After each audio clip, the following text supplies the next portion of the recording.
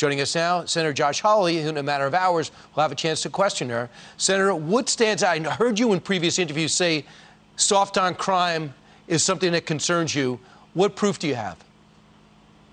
Well, it's her record, Brian, is really what concerns me. And in particular, just to take one example, if you look at what she's done with child porn offenders, while she has been on the bench, Judge Jackson, in every case in which she's had a child porn offender in front of her, she's given that person a lenient sentence, lower than what the federal guidelines recommend, lower than what prosecutors from the government sought. And in fact, she did it in case after case. And going back to her time on the Sentencing Commission, Brian, before she was on the bench, she wanted to eliminate the current mandatory minimum sentence for child porn offenders. As far back as law school, she talked about questioning whether child sex offender registries are even constitutional. So this is somebody, I think, who has a lot of issues when it comes to being lenient with criminals, soft on crime. And I just want to know, is this a person who's going to protect our kids or who is going to protect child sex predators? And we need to get those answers. Well, Senator Dick Durbin is on that committee and pushed back against you on ABC yesterday. Let's listen. He's wrong. He's inaccurate and unfair in his analysis. Judge Jackson has been scrutinized more than any person I can think of. There's no truth to what he says. And he's part of a fringe within the Republican Party. This was the man who was fist-bumping the murderous mob that descended on the Capitol on January 6th of last year. He doesn't have the credibility he thinks he does. Your reaction?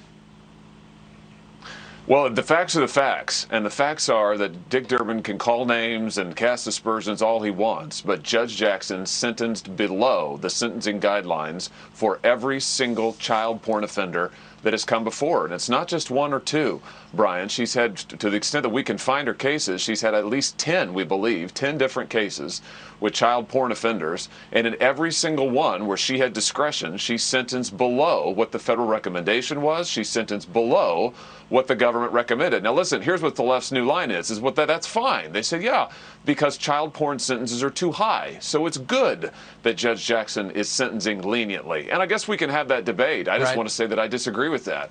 I don't think this is the time to go soft on child porn offenders. Hey, you know, Senator Mitch McConnell said yesterday, listen, we're going to treat her with respect, and I think America needs to hear that. We don't want to hear about what she was doing in 11th grade, like we were witnessing last time. But he said, I asked her a simple question. Where do you stand about packing the court? The last two liberal Supreme Court justices who were asked that question were against it. Don't you think she should be against packing a court that would diminish her authority?